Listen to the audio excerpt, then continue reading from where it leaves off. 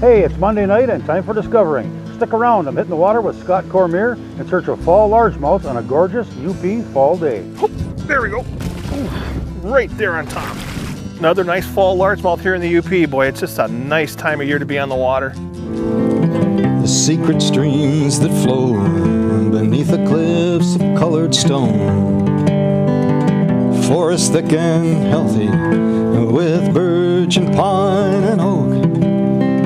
Surrounded by the greatest lakes this world has ever known. The black bear's awesome presence as he roams the hills and fields.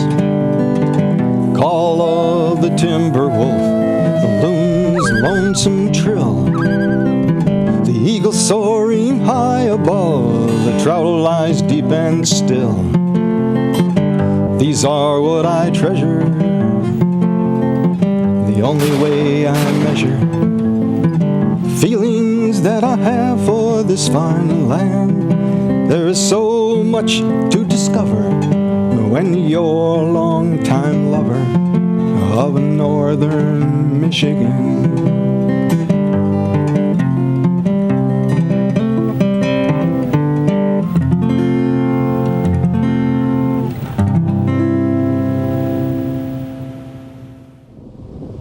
UP weather in the fall can range from cold and snowy to warm and sunny.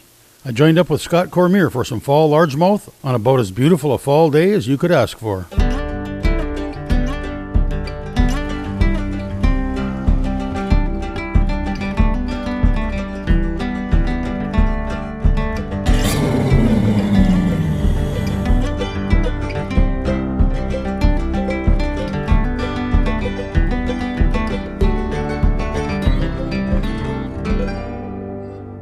Well, today we're fishing on the Shaky Lakes chain of lakes. Okay, so there's like 6 lakes that are all attached here. We're fishing in the fall, so we're fishing deep, fishing the weed lines, that type of stuff. Now, it's a great spot to come in the spring when the crappies are up shallow, the bluegills are up spawning, and the bass are up shallow. Obviously, some of the techniques that we're using today can be used very well in the spring and even in the summer. So those deeper weed lines, some of the baits that are covering water, jigs around the trees and around the shallow water vegetation. But truthfully, throwing a frog, I mean, there's a lot of nice ways that you can catch fish on this body of water, and there's a lot of stuff for everybody. First one. Actually up on that shallow flat.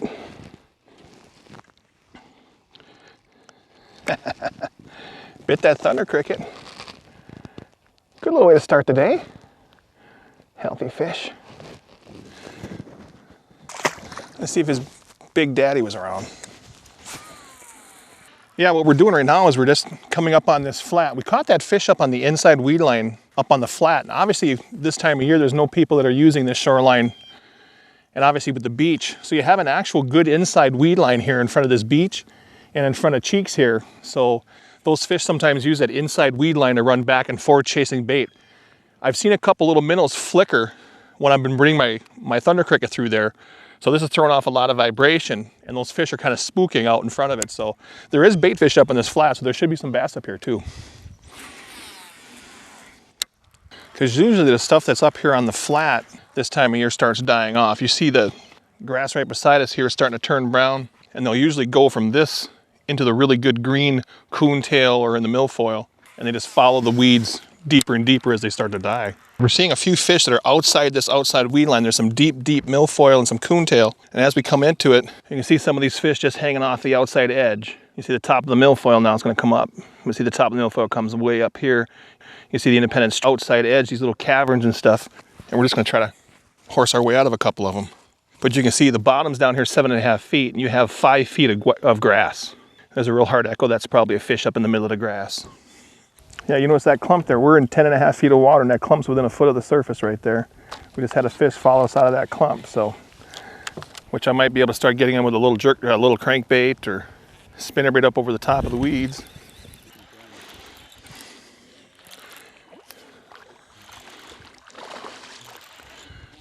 There's a nice one.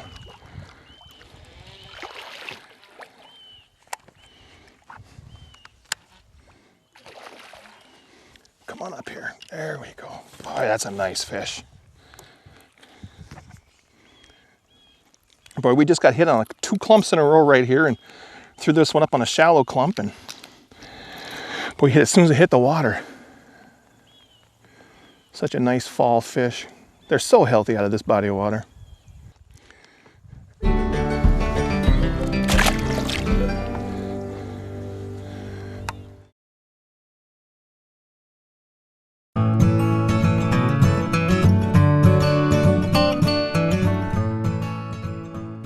It's going to be tying on a big 1/2 ounce Strike King structure jig. I'm fishing with braid right now. You can see I've colored the actual end of the braid black. We're going to do a double Palomar, so that way you have one of the strongest knots out there, especially with braided line. Especially in a clear lake like today, I always like to color the ends of the super line black. This is actually a line paint. It's called Permaline. They call it a braid paint. Keep the line tight. You're actually just going to take it and run it right up and down the braid. And what it does, it darkens up that braid. When you put the braided line down inside all that grass, the fish can't really see it this way. Even though your braided line sometimes is either dark gray or green, over time it starts losing some of that color. And what this braid paint does is it actually makes it very hard for the fish to see the line. Magic marker does work, but it's not paint based. So what happens with a black magic marker or a Sharpie is it will actually just bleach out after a while. This stuff will not bleach. The nice thing about braided line is it'll last you all season if you take care of it. And just let it sit out in the sun for a couple minutes and let it dry real quick, and it'll last you until it breaks off. I'm gonna be pegging my sinker because we're fishing in the real weeds, real thick weeds. I use these T-stops. It's actually a rubber nail. You stick them in the tungsten weight, and you grab it with a pair of pliers, and you pull real hard, and it seats it inside there. So then you take your clippers, clip it close. Same thing on the bottom, make sure your line's out of the way so you don't clip the line. So that way now it's pegged, so you can actually pull it tight down to the lure. What I'll be using out here today is this is actually going to be a rage bug. This is the Magnum rage bug. It's a lot bigger, but it's a very good bluegill imitator and also truthfully a crayfish imitator down the bottom. So we're going to just Texas rig this, find the center of it, come out through the bottom, give it a twist. So you want the hook to come out right in the middle here, so you want to measure it up so it hangs straight on the hook. What I'll do now is I'll just pull it up a little bit and just bury the point of the hook in there so it's weedless. And then bring this down nice and tight, nice compact package. Just flip that right in the weeds, we'll see what happens.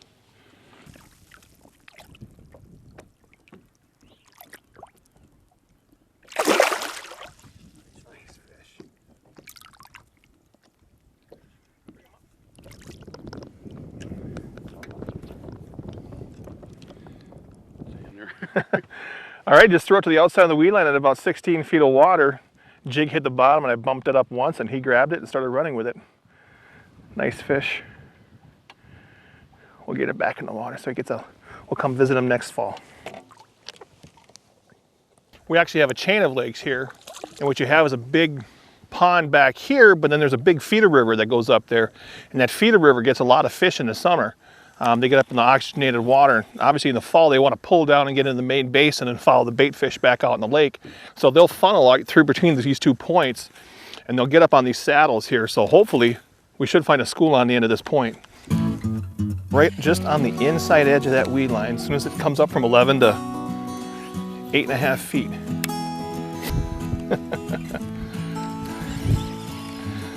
It's got to be a small fish. That's three bites off the same clump. It's either got to be a very aggressive crappie or a small largemouth that can't get the jig in its mouth.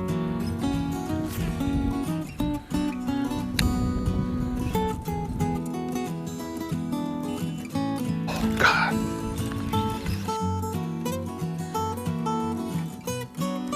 And he had it before it even hit the bottom on the first cast. I guarantee you that one was a bass. Well, to get big, they got to get small, right? But that's the nice thing about this lake. I mean, we've caught 3 different year classes already. You know, cute little 12-incher, but very healthy fish.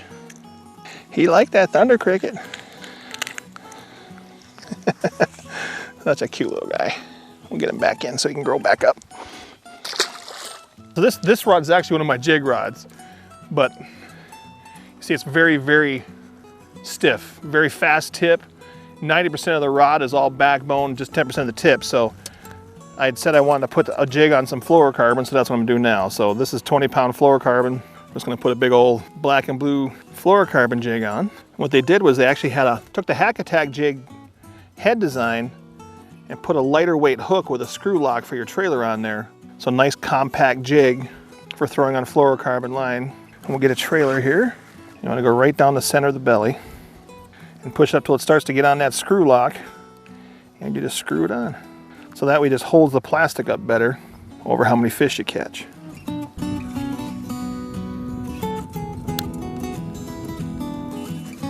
The wind's picked up a little bit. We're supposed to have that front coming through and giving us a little bit of wind this afternoon.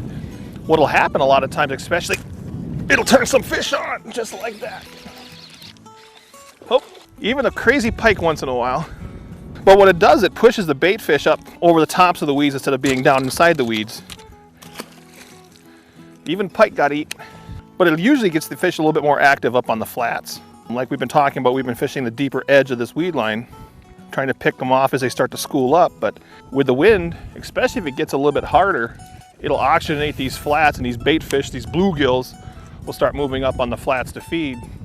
And obviously the bass and such will follow them up. It's harder for boat control, but it's still a good time. Right on that point there. Just like we talked about. It might be a big, I think it's a pike. Oh, big largemouth. Look at the size of this thing.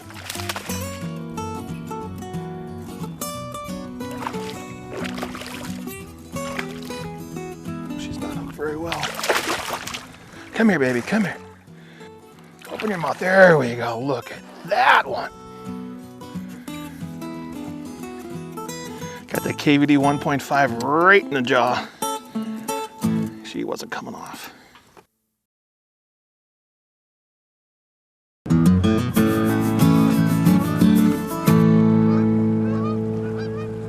What we're doing now is we're putting a trailer on a jig, so I just took and I bit the top two segments of it off.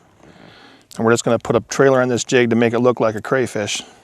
This happens to be a DB craw, watermelon red to match the jig, so it's a nice compact, very lifelike looking. You got two big rage craws on the back, throws a lot of water, a lot of vibration off, help the fish hone in on it. There we go.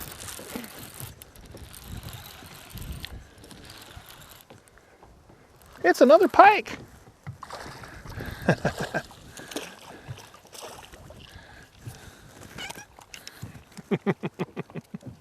There we go.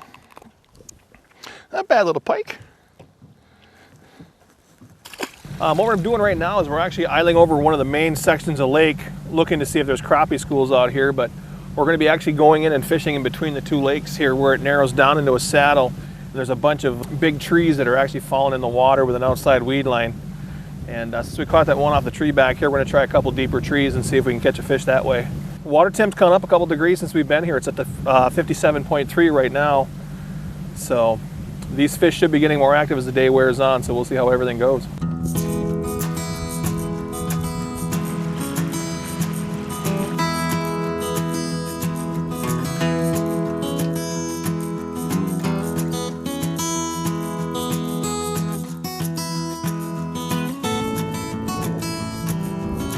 Can't believe nobody's just tucked right here.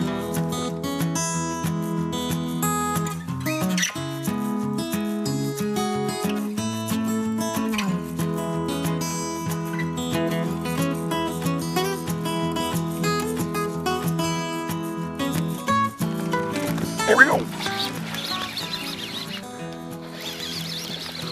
Right up in that tree where he was supposed to be.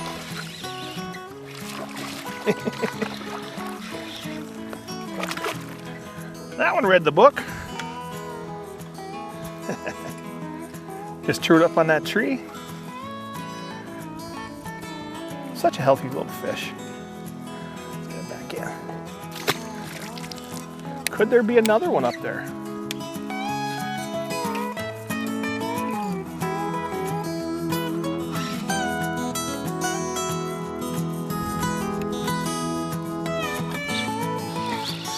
There's a full-grown one right there.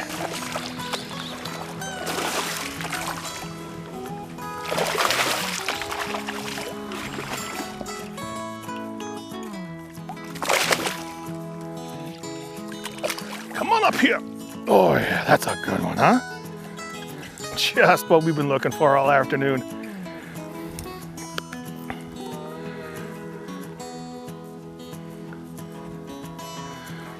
Man, such a nice fish.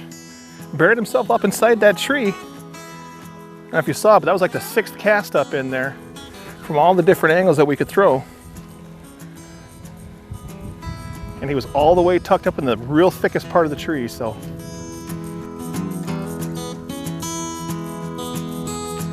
Get her back in.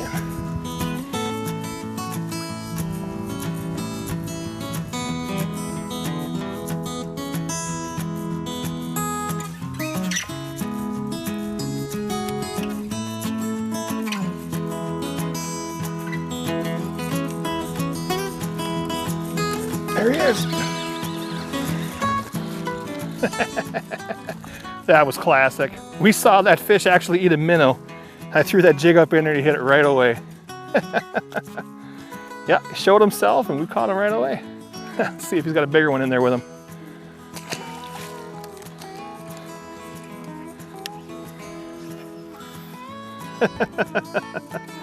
Right at the boat as I'm talking. Just chased that thunder cricket right up to the top. That's a cute little one. That's our healthy fish up here. All right, bud. Oh, there we go. Ooh, right there on top.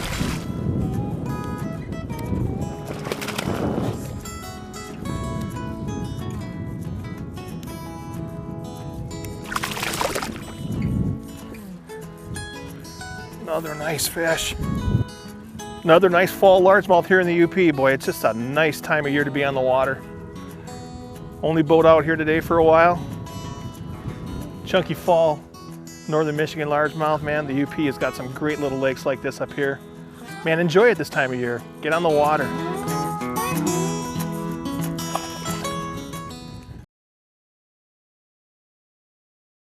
I'll tell you what, we had a great day on the water today fishing here in the beautiful UP.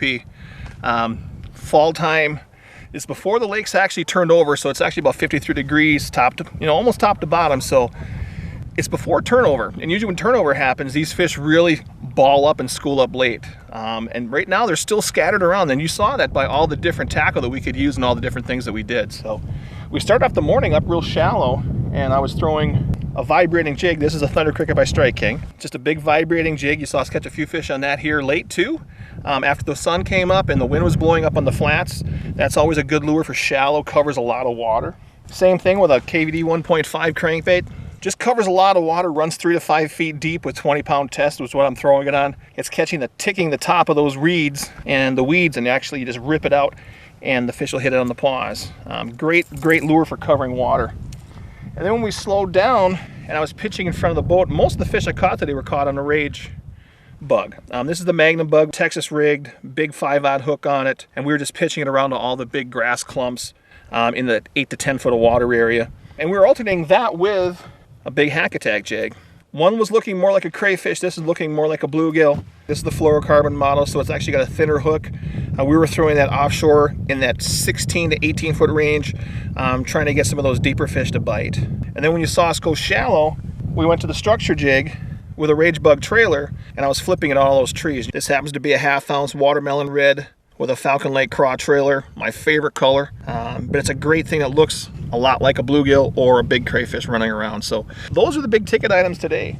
The jig trailers we were using, just trying to match the hatch and try to get everything done.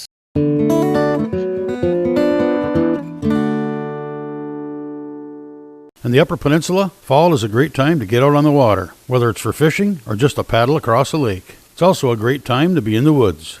Here's a reminder of why.